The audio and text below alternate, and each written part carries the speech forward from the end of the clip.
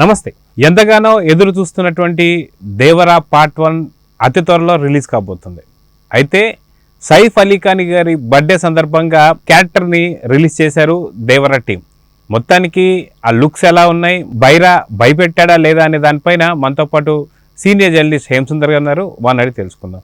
Sir నమస్తే. నమస్తే అండి. మొత్తానికి దేవరాలో సైఫ్ అలీ ఖాన్ క్యారెక్టర్ని రిలీజ్ చేయడం అనేది మనం చూసాం. అదిగాక ఆయన బర్త్డే సందర్భంగా మొత్తానికి సెప్టెంబర్ 27కి రిలీజ్ కాబోతుంది అని చెప్పేసి అయితే ఒక ప్రకటన అయితే మనకి రిలీజ్ అయింది. సో భైరవ పాత్ర భయపెట్టిందా లేదా అంటే ఏం చెప్తారు? అంటే సైఫ్ అలీ ఖాన్ బర్త్డే సందర్భంగా వాళ్ళు ఒక నిమిషానికి 53 సెకండ్లు ఉండేలాగా రివీల్ చేశారు పాత్రని. అంటే బైరా పాత్ర అంటే విలన్ ఎంత పవర్ఫుల్గా చూపిస్తే హీరో అంతగా ఎలివేట్ అవుతాడు. ఇది సత్యం కొరటాల శివకు తెలియదు కాదు. కాబట్టి ఆ విలన్ని చాలా పవర్ఫుల్గా విలన్గా చూపించాలనే ప్రయత్నంతోనే ఆయన ఈ వీడియో రిలీజ్ చేశారని చెప్పుకోవాలి. ఇందులో చూస్తే మనకి సైఫ్ అలీ ఖాన్ పాత్ర చాలా పవర్ఫుల్ మల్ల యోధుడిగా కనిపిస్తాడు. అతను అవలేలుగా అవతల వ్యక్తిని కొట్టేస్తున్నాడు. అప్పుడు ఇలా అవలేలుగా కొట్టే వ్యక్తిని హీరో ఎలా మట్టి కనిపించాడు అనేది మనం ఊహించుకోవాల్సి ఉంటుంది. కాబట్టి 2 షేడ్స్లో ఈ పాత్ర ఉంది కాబట్టి ఇది అంటే 2 కాలాల్లో జరుగుతుందా లేకపోతే ఎన్టీఆర్ డ్యూయల్ రోల్ పోషించారా అనే దాని మీద రకరకాల వార్తలు అయితే వస్తున్నాయి. దేవరా పార్ట్ 1 దేవరా పార్ట్ 2 వస్తుంది కాబట్టి మరి బాబీ డియోల్కి సైఫ్ అలీ ఖాన్ ఏమవుతాడు అనే దాని మీద కొంతమంది బ్రదర్ అని కొంతమంది కొడుకు అని ఇలా రకరకాల టాక్స్ అయితే వస్తున్నాయి. ఓవరాల్గా ఏంటంటే ఇప్పుడు దాకా మనం హీరోగా ఎన్టీఆర్ దేవరా పాత్ర ఎలా ఉండబోతుంది అనేది ఈ సినిమాకి వెళ్ళిన థియేటర్లో మనం చూస్తున్నాం. ఎన్టీఆర్ పాత్రను చూసాం మనం. ఇప్పుడు విలన్ పాత్ర రివీల్ చేశారు కాబట్టి మనకి సినిమా ప్రమోషన్ వరకు కూడా దాదాపు స్టార్ట్ అయిందని చెప్పుకోవచ్చు. ఇంకా 4 రోజులు మాత్రమే మిగిలి ఉంది కాబట్టి ఈ 40 రోజుల్లో కూడా ఈ ప్రమోషన్ వర్క్ స్పీడప్ చేయడం కోసం ముందుగా ఈ బైరా పాత్రను రివీల్ చేశారు వాళ్ళు. పాత్ర అయితే పవర్ఫుల్గా ఉంది. అయితే సాధారణంగా గతంలో కూడా మనం చూసాం, చాలా సినిమాలకి 2 విలన్లు ఉండడం అనేది కామన్. అదేవిధంగా 2 విలన్లు ఉన్నారంటే హీరో డ్యూయల్ షేడ్ అన్నట్టు కూడా మనకు అర్థం అవుతూ వస్తుంటుంది. కాకపోతే సింగిల్గా ఒకవేళ హీరో ఉన్నా సరే విలన్లు 2 ఉన్నారంటే ఒక నార్మల్ విలను ఒక పవర్ఫుల్ విలన్ ఉన్నట్టుగా మనకు తెలుస్తూ వస్తుంది. అయితే ఇక్కడ బైరా పాత్రనే ఇంత భయంకరంగా చూపించారు, ఇంత స్ట్రాంగ్గా చూపించారు అంటే బాబీ డియోల్ ఇంకా స్ట్రాంగ్గా ఉండబోతున్నాడు, అది దేవరా 2లో కనిపించబోతున్నాడు అని చెప్పి అనుకోవచ్చు. ఎందుకంటే ఇప్పటిదాకా బాబీ డియోల్ పాత్ర అనేది మనకు బయటికి కనిపించలేదు. సో మొత్తానికి బాబీ డియోల్ పాత్ర ఇంకా స్ట్రాంగ్గా ఉండబోతుందా అంటే ఏమంటారు? అంటే మొదటి పార్ట్లో కూడా బాబీ డియోల్ పాత్ర ఉంటుందేమో, లేకుండా ఉండదు. ఎందుకంటే ఒక్కొక్కటి ఒకటి రివీల్ చేసుకుంటూ వస్తున్నారు కాబట్టి మళ్ళీ బాబీ డియోల్ పాత్రకు సంబంధించిన ఏమన్నా గ్లిమ్స్ ఏమన్నా రిలీజ్ చేసే అవకాశం కూడా లేకపోలేదు. ఇక జాన్వీ కపూర్ సంబంధించింది మళ్ళీ ఒక వీడియోస్ ఇట్లా సపరేట్గా వస్తాయి. సినిమా ప్రమోషన్స్కి చాలా అవసరం కాబట్టి. కాకపోతే కొరటాల శివ తన డార్క్ మోడ్లోనే ఈ సినిమాని చేసినట్టుగా మనకు అనిపిస్తుంది. ఈ మల్ల యుద్ధం ఫైట్లు చూసినా మనకి థియేటర్లో రన్ అవుతున్న ఎన్టీఆర్కి సంబంధించిన గ్లిమ్స్ చూసినా కానీ మనకు అర్థమయ్యేది ఏంటంటే కొద్దిగా కేజీఎఫ్ ప్యాటర్న్లోనూ ఇట్లా వెళ్ళి సినిమా చేసినట్టుగా మనకి అనిపిస్తుంది. ఒకవేళ ఇది ఆడియన్స్ ఎలా రిసీవ్ చేసుకుంటారు అంటే ఇలాంటి పవర్ఫుల్ పాత్రలకి అలా ఉంటేనే ఫెచ్చింగ్ అవుతుందా, మరి కొరటాల ఎందుకు ఈ ప్యాటర్న్కి వెళ్ళాడు అనేది కూడా ఆలోచించాల్సిన అంశం. అయితే కొరటాల శివ సంబంధించి గతంలో చూసుకుంటే మనకు భారీ హిట్లు చూసాం. అదేగాక జూనియర్ ఎన్టీఆర్కి జనతా గ్యారేజ్ లాంటి మంచి హిట్ ఇచ్చిన సంగతి కూడా తెలుసు. అయితే ఆచార్య సినిమాకి సంబంధించినటువంటి ఒక డిజాస్టర్ నుంచి ఇప్పుడు దేవరా నుంచి బయటపడబోతున్నాడా అంటే టీజర్ కానీ ట్రైలర్ కానీ లేదా భైరవ గ్లిమ్స్ కానీ చూస్తే మీకు ఏమనిపిస్తుంది?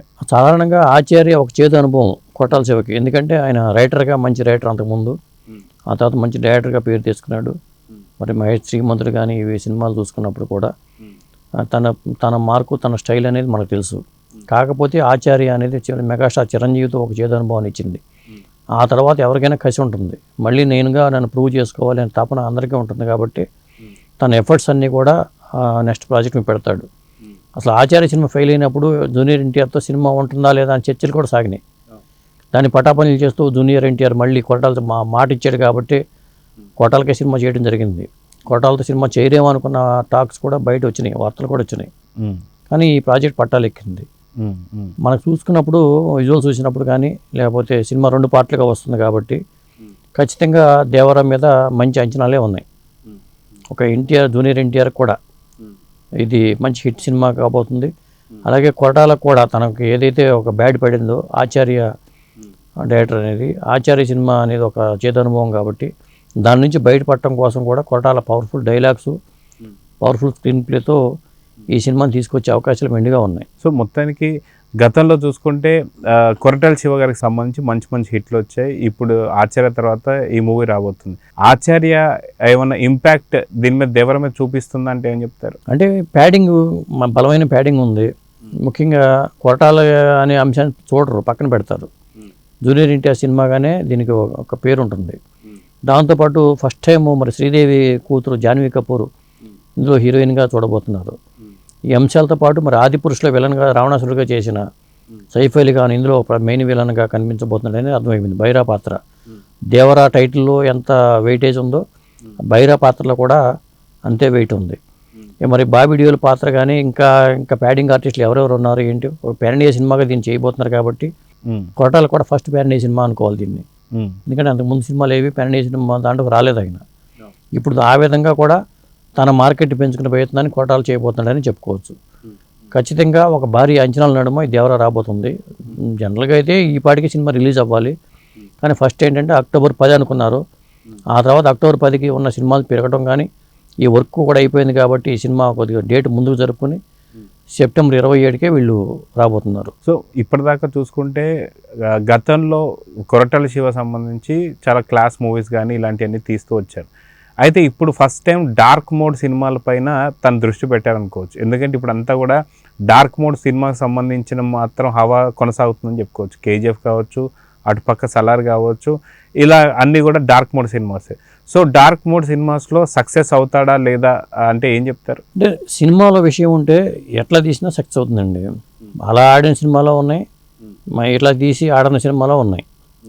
కాబట్టి అది సినిమా ఏ ప్యాటర్న్లో తీసేయడం కాకుండా ఆకట్టుకునేలా ఉందా లేదా, ఆకట్టుకునే స్క్రీన్ ప్లే ఉందా లేదా, హీరో ఎలివేషన్ ఎలా ఉంది, లేదా విలన్ పాత్ర ఎలా ఎలివేట్ చేశారు, అనంత పవర్ఫుల్ హీరో ఎలా మట్టి కనిపించాడు, ఈ అంశాలే ఉంటాయి.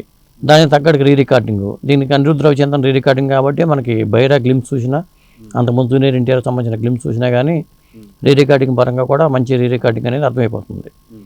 అనిరుద్ధ్కి ఉన్న బ్యాక్గ్రౌండ్ అలాంటిది కాబట్టి ఖచ్చితంగా ఈ సినిమాకు ఉన్న మసాలా అంతా చూస్తే ఒక మాస్ మసాలా సినిమాగా మనం చెప్పొచ్చు. సో మొత్తానికి సక్సెస్ రేట్ అయితే చాలా పెద్దగానే ఉందంటూ కనిపిస్తుంది. ఎందుకంటే గతంలో RRR చేసిన తర్వాత ఇదే సినిమా అనుకోవచ్చు జూనియర్ ఎన్టీఆర్కి.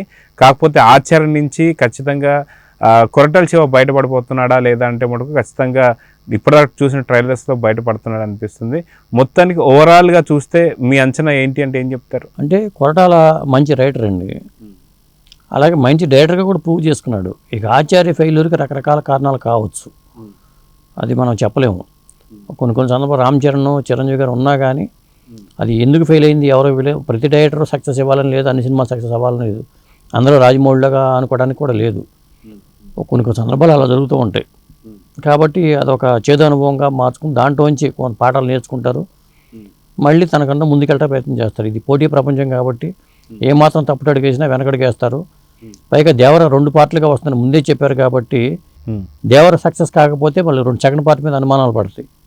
ఇప్పుడు భారతీయ 3 ఉందని చెప్పేశారు, భారతీయ 2 పేలవంగా ఉంది. ఇప్పుడు భారతీయ 3 ఉందా లేదో చెప్పలేము. ఖచ్చితంగా దేవర 1 హిట్ అయి తీరాల్సిందే. అది దానికి ఆ హిట్ చేయించాల్సిన బాధ్యత కూడా కొరటాల మీదే ఉంటుంది. మరి లేకపోతే మళ్ళీ దేవర 2 ఉంటుందా లేదా అనే మళ్ళీ డౌట్స్ క్రియేట్ అవ్వడానికి అవకాశం ఉంటుంది. కాబట్టి చాలా ఒళ్ళు దగ్గర పెట్టుకుని కొరటాల డీల్ చేసి ఉంటారు. పైగా ఎక్కువ టైం కూడా తీసుకున్నారు ఈ సినిమా కోసం. దాదాపు 3 ఏళ్ళుగా 4 ఏళ్ళుగా ఇదే మీద కథ మీద కానీ సినిమా మేకింగ్ మీద కూర్చున్నాడు ఆయన. ఖచ్చితంగా సక్సెస్ వస్తుందని నేను అయితే అనుకుంటున్నా. సో చూద్దాం సార్, ఖచ్చితంగా సెప్టెంబర్ 27న రిలీజ్ కాబోయే దేవర 1 మాత్రం మంచి సక్సెస్ కావాలని అయితే కోరుకున్నాం. నమస్తే.